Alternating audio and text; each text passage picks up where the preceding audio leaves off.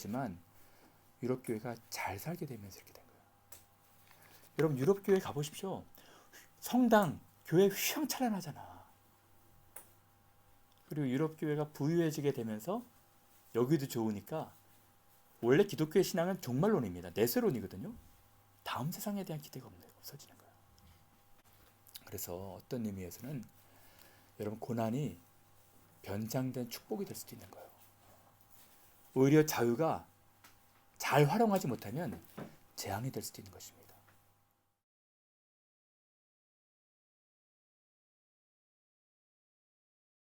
자, 오늘은 요한계시록 승역 공부 6번째 시간인데요. 우리가 그동안에 수련회도 갔다 오고 그래서 몇 주를 빠졌어요. 제가 또 예루살렘도 다녀와서. 그래서 우리 지난주 복습을 먼저 하겠습니다. 복습. 우리 한 사람씩 돌아가면서 1번부터 6번까지 얘기를 한번 해볼까? 우리 모르는 사람은 다 같이 복습을 해도 좋을 것 같아요. 1번, 로마가 기독교를 박해했었죠. 로마가 기독교를 250년 동안 박해를 했어. 근데 제가 지난번에 얘기할 때 이 로마, 그러니까 세상으로 비유되는 로마가 기독교를 박해하는 것이 표면적 이유도 있겠지만 이면적 이유도 있다고 그랬죠. 세상은 왜 기독교를 박해할까? 1번부터 쭉 한번 해볼까? 세상이 기독교를 핍박하는 이유는 저희가 그 영적 전쟁. 그렇죠. 영적인 전쟁입니다. 그래서 당시에 로마를 통로로 해서 박해했지만 이후에도 세상은 2000년 교회 역사에서 항상 교회를 핍박하고 있고 지금도 박해 21세기에도 하고 있다는 거 말씀을 드렸죠. 다른 형태와 다른 방법으로. 두 번째, 세상 역사의 주관자는 누구인가? 하나님이죠. 역사의 주관자는 세상 같아 보이지만 사실은 하나님이 하시는 거야. 그리고 초대교회, 박해 가운데 있었던 초대교회 신자들의 생활은 카타콤에서 믿음을 계속 지켜나가는 분들이었죠. 4번 에베소 교회. 그러니까 이제 7교회, 소아시아에 있는 7교회를 향한 메시지 지난번에는 3개 교회를 했거든요. 첫 번째 에베소 교회를 향한 메시지. 기억나요? 칭찬과 책망이 있었지. 칭찬은 뭐였지? 믿음의 인내와 수고. 그렇지. 믿음의 인내와 수고. 또 진리를 잘 분별했죠. 니골라당의 행위를 미워하고 이것이 가짜인지 진짜인지 잘 분별한 것이 칭찬받은 것이고 책망받은 거는 그러나 처음 사랑을 잃어버렸잖아. 계속 파악하고 분별하면서 좀 사랑이 식어지고 처음 그 설레었던 사랑들이 잃어버려졌다. 진리를 잘 분별했지만 처음 사랑 잃어버렸다. 5번째 서머나 교회. 서머나 교회를 향한 메시지는 뭐였죠? 소아시아 교회에서 칭찬을 받은 교회는 딱 2개의 교회입니다. 칭찬만 있는 교회. 그 중에 하나가 서머나 교회. 그리고 또 하나는 오늘 할 빌라델비아 교회. 서머나 교회는 칭찬만 있었어. 어떤 걸 했었죠? 궁핍과 환난 가운데 있었지만 믿음을 잃지 않고 잘 믿음을 지켰던 것이죠. 그래서 실상은 내가 부유한 자다 라고 말한 것이잖아요. 서머나 교회 기억나요? 여러분 기억나야 됩니다. 6번째 버가모 교회. 버가모 교회는 믿음을 잘 지키는 사람도 있었지만 또 믿음을 잃어버린 사람들도 있었어. 그렇죠?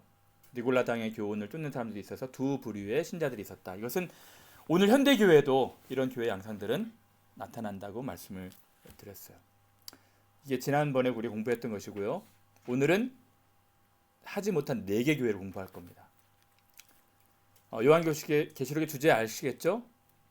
하나님은 인류를 향한 계획 갖고 계시고 그 계획은 악인들 심판하시고 의인들은 구원하시는 것. 궁극적으로는 악인들 배후에서 활동하는 악한 세력들을 정복하실 것이고 이제 완벽한 하나님의 나라가 도래된다는 것. 말씀을 드렸죠. 이것은 그러니까 여러분 이 요한계시록의 구조는 이해를 하셔야 돼. 우리 형건 형제가 어떤 부분이 잘 이해가 안 된다 그러는데 오랜 시간이 필요할 거예요. 여러분 공부를 많이 하셔야 돼. 한두 번 해서 다 이해할 수 없을 거야. 그러니까 여러분들이 역사도 알아야 되고 전체 교회 그 진행 과정이 있었던 일들도 알아야 되고 또 성경 문맥도 알아야 되고 공부를 많이 하셔야 돼. 첫 술에 배부를 수 없으니까 여기 와서 잠깐 공부하는 게 아니라 집에 가셔서도 책을 읽으셔야 돼요, 여러분들이. 그래서 오늘은 1장부터 5장까지, 6장부터 16장까지, 17장부터 22장까지인데 오늘은 초반부입니다. 2, 3장 하는데 3장, 그러니까 2장 말미 2장 18절부터 3장 마지막 절까지 공부를 할 거예요. 질문 있으면 질문하셔도 됩니다. 자, 그러면 오늘은 제가 총 7개의 주제를 두 번으로 나눠서 공부를 할까 하는데 먼저는 오늘 4개 교회를 공부하기 전에 여러분들이 사실은 반드시 알아야 되는 교회 역사를 공부하려고 해요. 교회 역사. 청년들이 같이 공부하다 보니까 역사 되게 재밌다 하더라고. 여러분들이 이 신약 배경사, 초대 교회사를 좀 아셔야지 이 요한계시록 같은 서신서를 이해할 수가 있어. 지난번에도 제가 잠깐 역사에 대해서 얘기를 했죠. 오늘도 역사를 좀 공부할 거예요. 근데 우리 중에 역사 공부하는 친구가 한국 갔나? 종사 한국 갔네. 공부 마치고 한국 갔네. 그래도 다 뭐 역사는 기본적으로 알잖아, 그지? 알지? 우리 현근 형제 잘 물어볼 거야, 중심으로 해서. 저 한국사만 잘합니다. 한국사 물어볼 거야. 자, 초대 로마 제국과 기독교 1세기부터 4세기 정도 있었던 중요한 터닝 포인트 변곡점들이 있었습니다. 그러니까 대부분 여러분들이 획기적인 사건, 그러니까 기독교를 전체적인 분위기를 확 바꾸는 그런 획기적인 사건들이 몇 차례 있는데 그 중에서 제가 오늘 두 가지를 얘기를 하려고 그러거든요. 적어도 여러분들이 이러한 역사적 사건들은 이해를 하셔야지 성경도 잘 이해할 수가 있을 거예요. 그 중에 하나, AD 70년 주후, 기원 후 70년에 있었던 중요한 일이 있었습니다. 기독교와 관련돼서.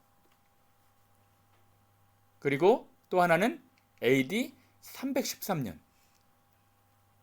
제가 연도를 갖고 왔거든요. AD 70년에 있었던 일이 무엇이고 313년에 기독교와 관련돼서 있었던 일이 무엇인가. 여러분들 이런 정도는 알아야 되거든요. AD 70년에 있었던 일이 뭘까요? 아는 사람 있어요? 기독교와 관련돼서. 기독교가 확 한번 그 큰 전환점을 맞는 시기였거든, 이때가. 요한이 죽건. 요한은 AD 95년에서 96년도에 반모섬에서 유배됐을 때 서신서를 썼다고 생각이 돼요. 저때가 그냥 핍박받지 않나요? 네로 황제의 핍박은 사실 64년도부터 시작이 됐어요. 64년도에 로마 대화재가 일어났잖아. 화재가 일어났는데 총 로마에 그 14개 구역이 있었대. 14개 구역이 있었는데 대화재가 났는데 11개 구역이 탄 거야. 3개 구역은 다행히도 그 타질 않았는데 알고 보니까 우연히도 이 3개 구역에 유대인들이 밀집해서 살았던 거야. 그래서 유대인들한테 이 방화범으로 이렇게 죄목을 씌우기에 너무 좋았던 그 핑계거리가 된 것이죠. 64년도부터 그래서 네로가 핍박이 시작은 됐었어요. 클루를 좀 줄까? 클루는 뭐냐면 성경에 나와 있습니다. 성경에 나와 있는데 마태복음 24장과 마가복음 13장에 나와 있어요. 여러분 성경을 좀 아셔야 돼. 그지? 그래야지 여러분들 성경이 재밌게 읽혀지는 거예요. 그렇지. 그렇지. 바로 그겁니다. 예루살렘이 멸망당했어요. 예루살렘이 아예 멸망당한 해가 AD 70년이고 멸망의 그 사인은 뭐냐면은 예루살렘 성전을 완전히 불태워버린 겁니다. 누가? 로마인들이 불태운 거예요. 그래서 로마 군대가 예루살렘에 들어와가지고 정확하게 67년도 정도부터 어떤 분들은 8년, 6년으로 얘기하시는 분도 있는데 어쨌든 이때 군대가 들어와가지고 예루살렘을 아예 나라에 없애버렸어. 그래서 이때부터 나라 잃은 백성이 돼서 1948년 6.1 전쟁으로 다시 팔레스타인 들어올 때까지 나라 잃은 백성이 된 거예요. 그러니까 나라를 잃은 해야 이때는. 그러니까 되게 중요한 변곡점이겠죠. 그러면 AD 313년은 또 뭘까? 유추해 볼래요? 칙령. 그렇지. 어떤 칙령? 그 밀라노 칙령. 콘스탄틴 대제가 밀라노에서 기독교를 공인한 거야. 공인. 굉장히 중요한 건 아니겠습니까? 봐봐요. 250여 년간 지금 핍박받아가지고 카타콤이 있었잖아. 어? 근데 하루아침에 250년 동안 그렇게 모진 핍박을 받았는데 하루아침에 기독교를 그냥 그 타종교화처럼 공인을 해버렸어. 황제도 기독교에 대한 우호적이었고 모든 정부가 친 기독교 정책을 편 거야. 획기적인 사건이었죠. 그래서 기독교를 공인했고 기독교를 로마 국교로 한 거는 380년이나 90년 그 어간입니다. 이때는 국교는 아니었어요. 근데 콘스탄틴 대제가 그 기독교를 그러니까 모든 사람들은 자유롭게 예배할 수가 있고 심지어는 공휴일로 일요일을 지정을 했어. 그리고 당시에 신전으로 사용했던 것을 예배 장소로 준 거예요. 어마어마한 자유가 주어진 겁니다. 여러분들이 이 교회의 모체잖아. 사실은 이런 교회 역사들은 좀 아셔야 돼. 그래야지 역사를 알아야지 오늘 우리를 반출할 수가 있는 거예요. 오늘 그런 얘기들 좀 할 겁니다. 자, 그러면 질문해 볼까? 콘스탄틴 대제가 왜 기독교를 바로 앞에 황제는 그 로마 10대 박해 황제들 중에서도 가장 신랄하게 박해했던 황제였거든. 근데 왜 콘스탄틴 대제가 기독교를 믿을 수 있도록 예배의 자유를 허락하고 공인을 했을까? 저번에 어머니가 그렇지. 기독교 신자. 그렇지. 일단은 여러 가지 이유가 있을 텐데 첫 번째는 세인 헬레나 어머니가 독실한 기독교 신자였을 것이다 생각이 돼요. 그러니까 요즘 요크 가면은 콘스탄틴 대제가 여기서 자라났거든. 그 영국의 잉글랜드 요크에서. 그래서 요크 민스터 앞에 콘스탄틴 대제 동상이 있어. 그리고 그 메인 스트릿이 하이 스트릿이 세인 헬레나 거리야. 그래서 중세 도시를 경험할 수가 있을 텐데 그게 첫 번째 요인일 것 같고 두 번째는 콘스탄틴 대제가 이제 황제가 되기 위해서 전투를 벌여야 되는데 이 폐색에 짙은 전투였어. 근데 꿈을 꾼 거야. 꿈을 꿨는데 어느 깃발이 누가 나타났냐면 예수 그리스도 같은 분이 나타나신 거야. 근데 어떤 그 글을 봤냐면은 크리스투스. 그래서 이 키하고 로스해서 키하고 로를 합쳐가지고 요 이니셜을 만들어서 방패나 깃발을 만들어서 싸우니까 백전백승을 한 거예요. 나중에는 모든 전투의 승리를 이끌어가지고 기독교에 대해서 우호적이 된 거예요. 또 다른 정치적인 이유도 있겠지만, 근데 콘스탄틴 대제가 기독교인이었는지는 많은 분들이 좀 부정적으로 생각을 해요. 어쨌든 이제 아시겠죠? 요 해와 요 해가 중요하다는 것. 그러면 조금 자세하게 얘기를 할게요. 오늘은 첫 번째로 예루살렘 성전 파괴. 예루살렘 멸망이 됐어. 멸망이 된 이후에 기독교에 큰 변화가 있었겠죠. 그럼 그 변화가 무엇이었을까? 한번 생각해 보는 거예요. 70년에는 뭐가 있었다 그랬죠? 예루살렘이 멸망이 됐고 AD 313년에는 기독교 밀라노 칙령 이태리 밀라노에서 칙령 발표해서 기독교를 공인을 시켰지. 근데 사실은 이 예수님 당대에도 로마와 사이는 안 좋았습니다. 그렇죠? 근데 예수님께서 이제 마태복음 23장에 보면 감람산에서 예루살렘을 바라보시면서 우셔.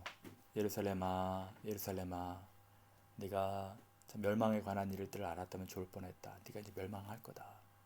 한번 볼까요? 마태복음 23장 읽어볼까요? 자, 성경 다 펴세요.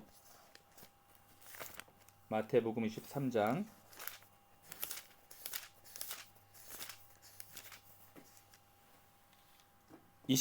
37절에서 39절까지 읽어줄래요? 우리 주은 형제부터 나중에 읽을 때 한 명씩 돌아가면서. 예루살렘아 예루살렘아 선지자들을 죽이고 내게 파송된 자들을 돌로 치는 자여 암탉이 그 새끼를 날개 아래에 모음같이 내가 내 자녀를 모으려 한 일이 몇 번이더냐. 그러나 너희가 원하지 아니하였도다. 집이 황폐하여 버려진 바 되리라. 보라 너희 집이 황폐하여 버린 바 되리라 하고 예루살렘의 멸망을 예언합니다. 내가 너희에게 이르노니 이제부터 너희는 찬송하리로다. 주의 이름으로 오시는 이여 할 때까지 나를 보지 못하리라 하시니라. 24장 전체는 예루살렘의 멸망을 예언하시는 내용이고 그 외에 다른 얘기도 하시는데 일단 15절부터 볼까요? 15절부터 우리 주은 형제 개수 읽어줄래요? 화 있을진저 외식하는 서기관들과 24장 15절. 24장 15. 그러므로 너희가 선지자 다니엘이 말한 바 멸망에 가증한 것이 거룩한 곳에 선 것을 보거든 읽는 자는 깨달은진저. 멸망에 가증한 것이 뭐죠? 로마 군대입니다. 로마 군대가 예루살렘 성전에 선 것을 보거든 이 뜻입니다. 그때 유대에 있는 자들은 산으로 도망할지어다. 지붕 위에 있는 자는 집 안에 있는 물건을 가지러 내려가지 말며 밭에 있는 자는 겉옷을 가지러 뒤로 돌이키지 말지어다. 그 날에는 아이벤 자들과 젖먹이는 자들에게 화가 있으리로다. 너희가 도망하는 일이 겨울이나 안식일에 되지 않도록 기도하라. 이는 그때 큰 환난이 있겠음이라. 창세로부터 지금까지 이런 환난이 없었고 후에도 없으리라. 그 날들을 감하지 아니하면 모든 육체가 구원을 얻지 못할 것이나 그러나 택하신 자들을 위하여 그 날들을 감시하리라. 예. 자, 이 쭉 내용이 나오는데 이것은 예루살렘 멸망에 대한 예견입니다. 예? 아시겠죠?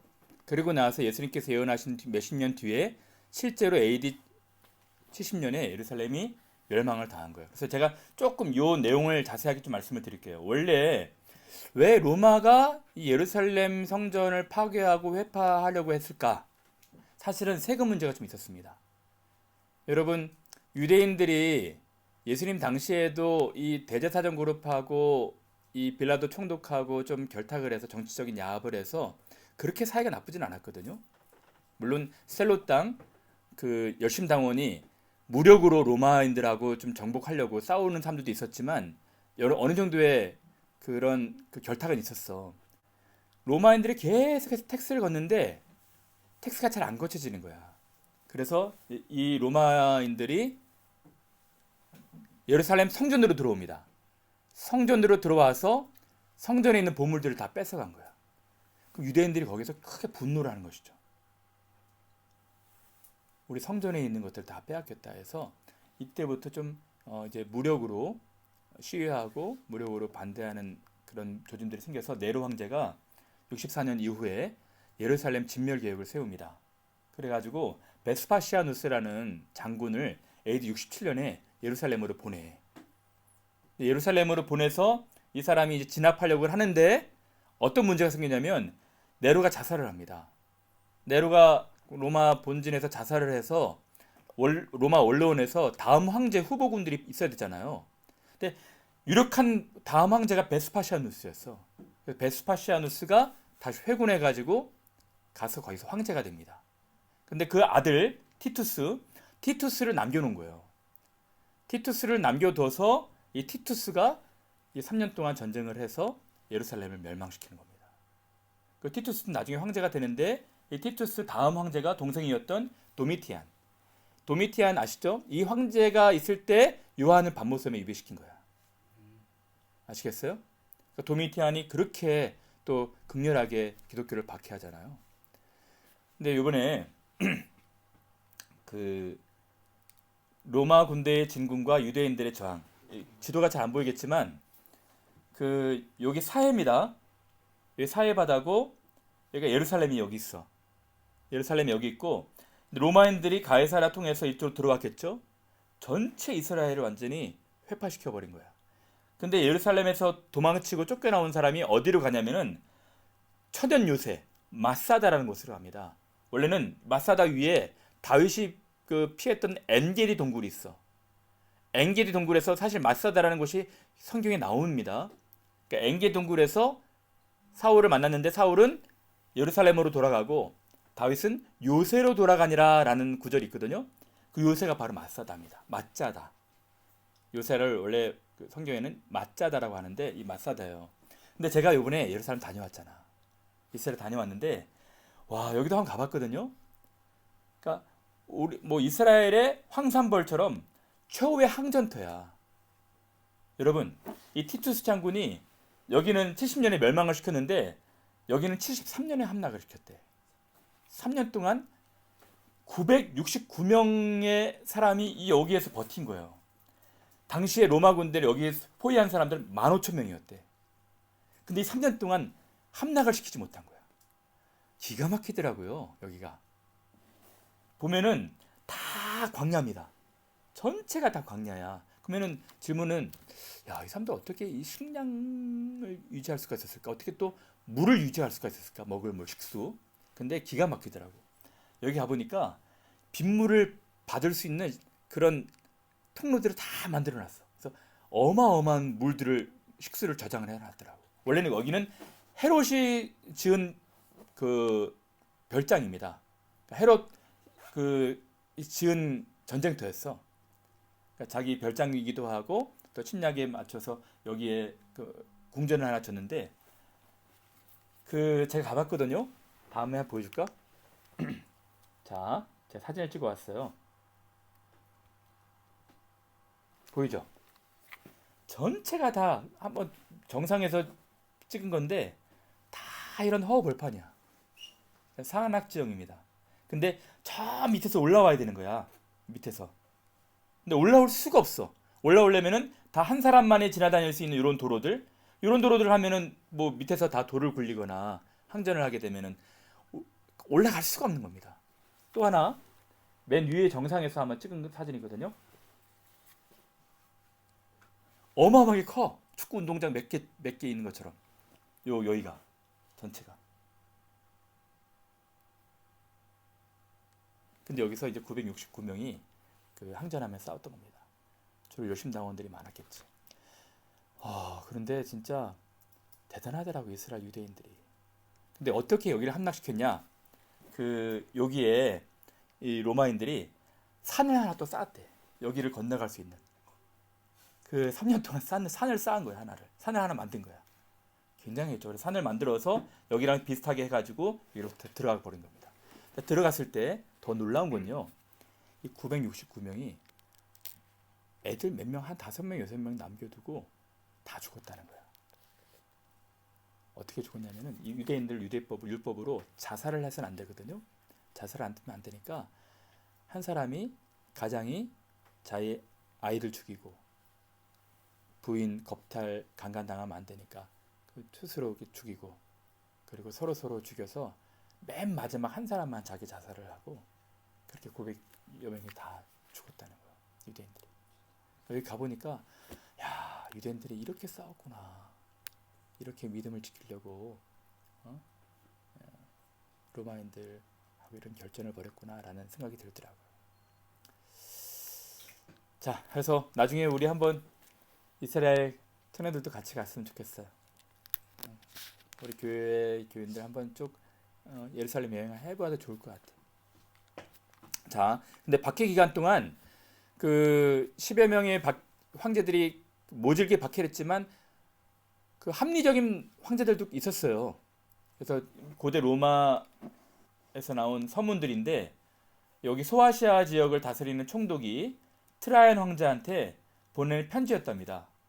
편지였는데 한번 유빈자매 읽을 수 있어? 보여? 한번 읽어줄래요? 이 총독이, 저는 크리스찬들과 관련된 재판에 배석한 경험이 없습니다 라고 보내는 거거든요. 어느 정도로 어느 정도로 그들을 처벌해야 할지 잘 모르겠습니다. 크리스천이라는 이유만으로 아무런 범죄 사실이 없어도 처벌해야 하는 것인지 아니면 범법 행위에만 처벌해야 하는 것인지 알 수가 없습니다. 저는 크리스천이라고 고발된 자들과 관련해 다음과 같은 절차를 따랐습니다. 그들에게 크리스천인지를 묻고, 그렇다고 고백하면 두세 번 거듭해 묻고, 서형 선고의 위협까지 했습니다. 어떤 이들은 처음엔 자신을 크리스천이라고 했다가 곧 태도를 바꿔 아니라고 부인했습니다. 가이어스 플린이라는 총독이 그렇게 소아시아 지역을 담당하는 총독인데 보고를 한 거예요. 트라이안 황제가 뭐라고 대답했을까? 우정자매 읽어줄 수 있어요? 플리니 총독은 그대 앞에 크리스천이라고 불려온 자들을 신문하는 데 있어 정당한 절차를 거쳤다고 생각하오. 그러나 그들을 잡기 위해 수색을 명하지는 마시오. 잡혀온 자들의 유죄임이 입증되면 반드시 처벌하시오. 하지만 누구든 자신이 크리스천임을 부인하고 우리의 신들께 제사를 드림으로써 실제로 그것을 증명하면 그들이 과거가 아무리 의심스러울지라도 석방하도록 하시오. 익명으로 고발할 것에 대해서는 어떤 경우에 있어서도 받아들이지 마시오. 예, 이렇게 또 이 서신이 왕래된 것들도 발견이 됐대요. 자, 그러면 다시 돌아와서 AD 70년에 기독교의 큰 전환점을 맞는 사건이 있었다 그랬죠. 획기적인 사건인데, 그러면 AD 70년 이후로 이 예루살렘 또는 기독교에 찾아온 변화는 무엇일까? 먼저는 기독교보다도 유대교에 찾아온 변화를 한번 생각해 볼까요? 유대교에 찾아온 변화가 뭘 것 같아요? 한번 생각을 한번 해볼까? 유대인들은 성전을 굉장히 중요시 하잖아요. 왜? 제사를 드려야 되니까. 근데 성전이 없어졌어. 그럼 어떻게 될까? 응? 사장을 그렇지. 찾아야 제사장이 필요가 있을까? 없어지고 제사를 할 수 없는데, 성전도 없는데, 그럼 어떤 변화가 있었을까요? 어? 성전 중심에서 회당 중심으로, 또는 성전을 수종드는 제사장이 없으니까 제사장 대신 랍비들이 부상하게 된 겁니다. 여러분, 지금 이 동물 제사 안 드리잖아. 그렇죠? 지금 그래서 물론 시나고게는 바벨론 시대부터 있었습니다. 바벨론 포로로 끌려갔을 때에도 거의 성전이 없었잖아요. 그래서 회당들을 만들긴 하는데, 이제는 회당 중심으로 이 그 성경을 가르치고 성경을 읽고 성경을 배우는 그런 그 문화로 좀 바뀌게 돼요. 그래서 성전 중심에서 회당 중심으로. 그렇죠? 한번 생각을 해봐. 그래서 여러분, 이 성전 중심으로 활동했던 사람들이 사두개파거든. 사두개파들은 다 제사장들 라인이잖아. 사두개파가 없어지는 거야. 사두개파 사라지고 이 바리새파들은 여기서 율법을 가르치는 역할을 했으니까 이분들이 이제 랍비들로, 그리고 에스네파는 신비주의자인데 이 사람들도 사라지게 됐고, 열심당원들도 무력으로 로마하고 싸우는 사람들이었는데 이 사람들도 이제 끝났잖아. 그러니까 이 랍비들이 이제 부상하게 되는 겁니다. 그래서 오늘날 이 회당 중심으로 랍비들이 이 토라 가르치는 전통들이 오늘날까지 지속이 되는 거예요. 그건 유대교고, 그러면 우리의 관심은 그거잖아. 기독교에 찾아온 변화가 뭘까? 네? 예루살렘 성전 파괴 이후 기독교에 찾아온 변화가 뭘까요? 여러분 많이 생각을 하세요.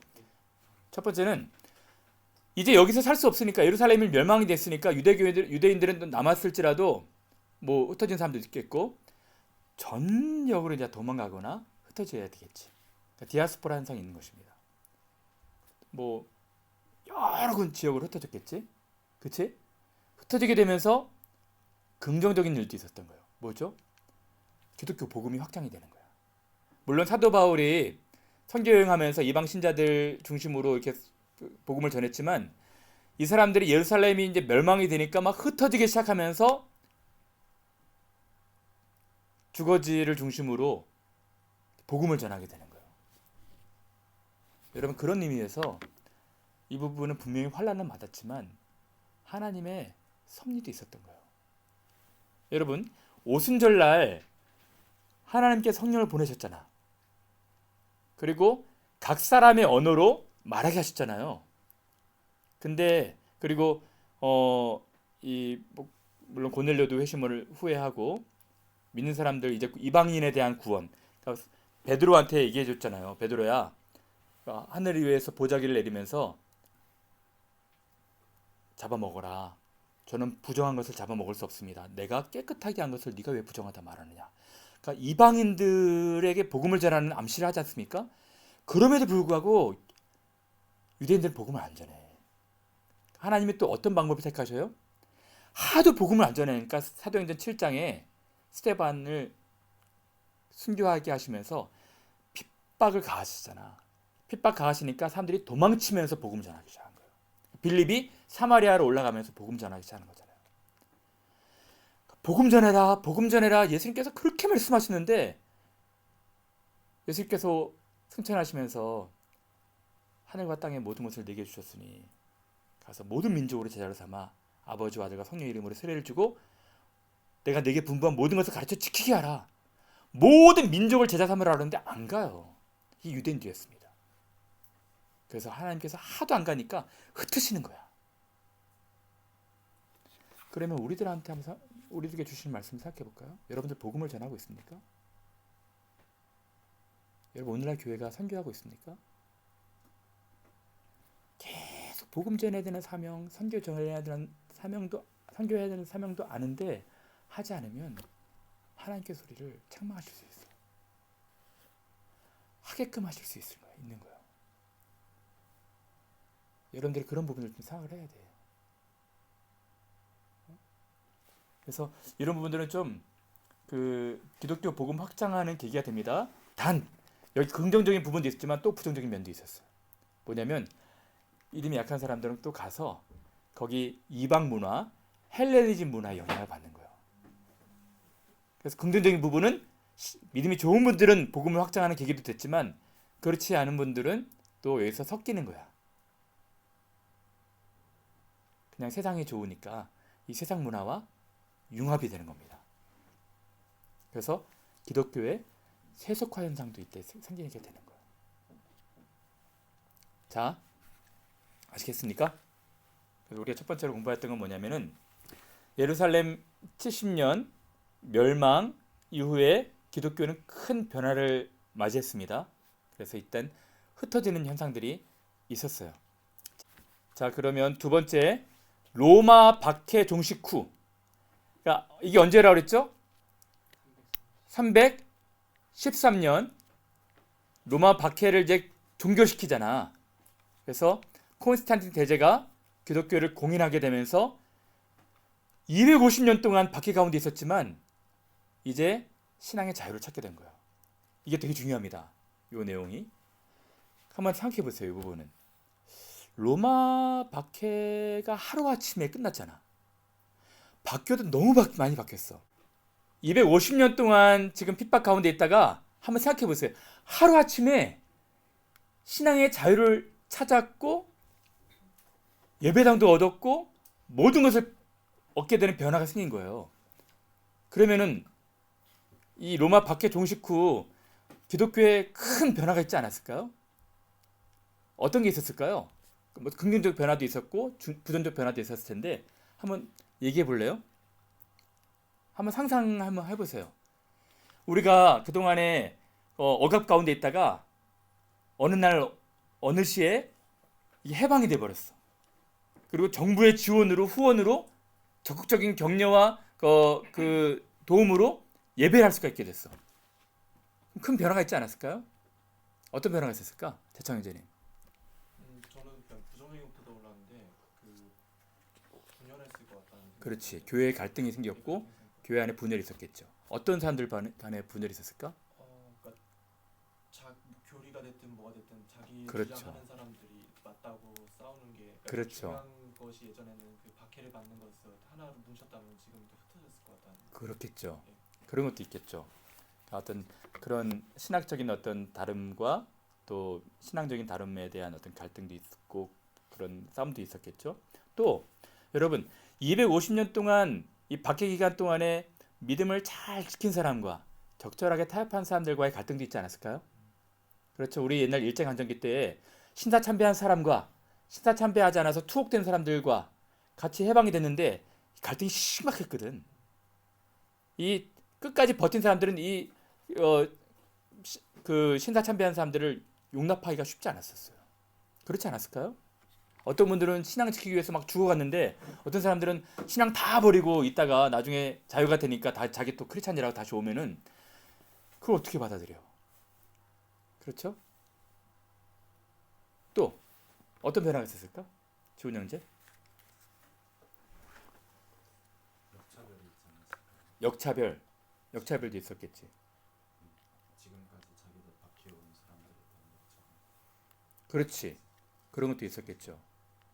또 유령 형제. 약간 시대 흐름을 따라가려는 사람들 때문에 화려해지고 되는 그렇지. 그런 것도 있었겠지.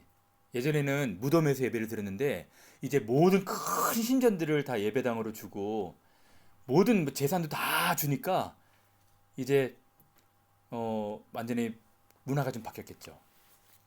정민 형제 어떤 변화가 있었을까? 긍정적으로 복음이 더 확장이 되지 않았을까요? 해방이 됐으니까. 그런 면도 있었겠지. 그리고 부정적인 그냥 그 유명한 말을 더해서 그냥 약간 보여주기식으로 음, 보여주기식으로 약간 강해지지 않았을까. 그렇지. 우정자매는 어떤 변화가 있었을까? 긍정적으로 더 이제 선교가 되지 않았을까. 음, 믿는 사람들이 더 많아져. 그렇지. 할수 있으니까. 또 부정적인 것은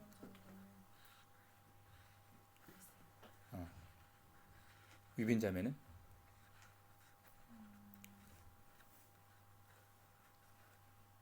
뭔가 해방감에 좋았을 것 같은데 어, 또 그거랑 같은 문학으로 해서 어, 좀 늘어지는 그렇겠지. 그러니까 여러분들이 이 당시의 4세기로 돌아가서 한번 생각을 해보시면 여러 변화들이 있었겠죠. 근데 제가 한 5가지로 갖고 온 건 뭐냐면 이겁니다. 먼저 긍정적 변화를 볼까요?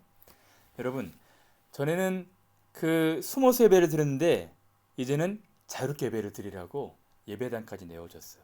그래서 처음으로 이때 예배 드리는 날 일요일을 공식 휴일로 지정을 합니다. 그리고 어마어마한 큰 신전들을 다 예배당으로 사용할 수 있도록 준 거예요. 그리고 로마인데 다 재산도 뺏었잖아. 재산 다 돌려줬습니다. 교회 재산을. 그리고 이제 정부가 후원을 하게 되니까 예전에 로마 하면은 원수였거든. 근데 이제 너무 절친한 친구가 된 거예요. 친구로 됐죠. 그러니까 예전엔 미워해야 될 대상인데 지금은 함께 동행하는 친구가 된 거야. 말세할 정책에도 불구하고 하나님께서 250년 동안 교회가 망하지 않고 계속 보존한 것도 하나님의 섭리였죠. 이것도 긍정적인 효과였죠. 그리고 아까 말씀하신 것처럼 이때 313년 이후에 이제 250년 동안에는 수모 다니라 바빴지 어떻게 여기서 신학을 집대성할 수가 있어. 근데 니케아 종교회의가 325년 열려가지고 아리우스 이단도 그 정제가 되고 아주 훌륭한 신학자들이 배출이 됩니다. 이때. 그리고 300년도 후반에는 어거스틴도 이렇게 나오게 되고 제롬도 나오게 되고 그러니까 훌륭한 그런 신학자들이 많이 나오게 돼요. 그렇죠? 250년 동안에는 도망 다니기 바빴고 숨어 다니기 바빴기 때문에 이런 걸 할 수가 없었어요. 근데 긍정적 요인도 있었지만 분명히 안타깝게도 아쉽게도 교회 부정적 효과들이 너무 많이 생기게 됐어. 그게 뭘까? 여러분, 하나님이 교회를 보존하신다는 것이고요. 아까도 얘기했지만 교회가 250년 동안에 숨어 있을 때에는 서로 의지하고 서로 격려하고 그랬는데 이제 좀 밖에 가운데서 해방을 맞으니까 이 배교자를 받아들여야 될지 어떻게 될지 고민들이 생기기 시작한 거예요. 그리고 이 또 신학적인 갈등도 생기게 됐고 그래서 교회가 갈등하기 시작합니다. 그리고 서로 많은 권력도 들어오고 재산도 들어오니까 약간 사람들이 세속화가 되는 거예요. 예배에도 변화가 생기게 되는데 예전에는 그냥 모이면은 이렇게 모이게 되면은 함께 기도하고 말씀 읽고 그런 것이었는데 이제 이방 신전들을 사용하게 되니까 이방 신전에서 예배 제사 드리는 모습이 좋아 보이는 거야. 향도 피우고 촛불 의식도 있고 의복도 사용하게 되고 더 안타까운 것은 성직자들이 부패합니다. 여러분, 성직자들은요 예전에 핍박 박해 가운데 있었을 때는 가장 기피하는 직업이지 않았을까? 왜? 일반 교인들도 핍박받지만 타겟은 성직자가 되는 거예요. 교회 리더, 목회자 다 잡아가지고 죽임을 당하는 것이잖아요. 그래서 당시 저는 박해 가운데 기독교인이 된다는 것은 딱 2가지 같아. 하나는 진짜거나 하나는 좀 바보거나. 그렇게 힘든 시대에 누가 그리스도인 되려고 그래요? 바보 아닌 이상. 근데 교인이 아니라 성직자가 된다는 것은 더 어려운 일이었어. 쉽게 될 수 있는 일이 아니었어요. 근데 이 예배의 자유를 얻게 되니까 성직자가 출세의 통로가 되는 거야. 그래서 레드 앤 블랙이라고 해서 당시에 중세 때 출세의 통로가 뭐냐면 법복과 추기경복이었습니다. 검은 옷과 그 빨간 옷, 추기경복. 그러니까 너도 나도 출세하기 위해서 성직자가 되고 싶어 했던 거예요. 원래 성직자는요, 희생과 섬김과 또 청빈한 삶과 그런 것이 요구되어서 많은 분들이 이렇게 선호하지 않는 직업입니다. 선호하는 직업이 된 거야. 너무 많은 돈과 권력들을 갖게 되니까. 그리고 교인과 교회가 세속화가 되기 시작하는 거예요. 그리고 왕권과 교권이 이제 교회의 그 사제, 교회가 막 왕처럼 이렇게 높아지게 되거든요. 더 안타까운 건 뭐냐면 재림에 대해 소망하지 않아. 여기 여러분 카타콤에 있을 때에는 이 사람들 유일한 소망이 뭘까요? 예수님 빨리 오시옵소서. 어서 와주세요. 마라나타. 근데 지금 너무 많이 자유를 찾으니까 지금도 여기도 좋거든. 응? 지금 천당 다음에 뭐라 그러지? 분당이라 하더라고. 근데 우리 교인 중에 분당 사시는 분들이 꽤 계신데, 목사님 분당도 좋질 않아요. 그런 얘기를 하더라고. 여러분 유럽 교회가 지금 많이 몰락했죠. 유럽 교회가 왜 이렇게 됐을까? 많은 분들이 여러 요인들을 얘기하지만 유럽 교회가 잘 살게 되면서 이렇게 된 거예요. 여러분 유럽 교회 가보십시오.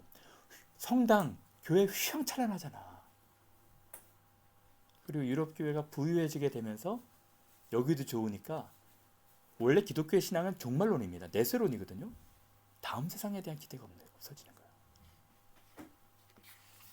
사랑하는 여러분, 그래서 어떤 의미에서는 여러분 고난이 변장된 축복이 될 수도 있는 거예요. 오히려 자유가 잘 활용하지 못하면 재앙이 될 수도 있는 것입니다. 그런 의미에서 여러분 우리를 좀 돌아봤으면 좋겠어. 오늘 우리의 시대는 어떤 시대일까요? 신앙의 자유가 있는 시대잖아. 예배드리고 싶으면 얼마든지 예배드릴 수 있는 환경이잖아. 너무 좋은 예배당들이 있잖아요. 근데 교회가 너무 세속화가 됐어. 특히 성직자들도 마찬가지고 교인들도 마찬가지고. 그래서 우리가 정말 여러분 재림에 대한 소망합니까? 제가 볼 때는 재림에 대한 설교도 거의 없고 예수님 다시 오신다는 거에 대한 강조도 별로 안 되고 교인들도 그렇게 원하지 않는 것 같아.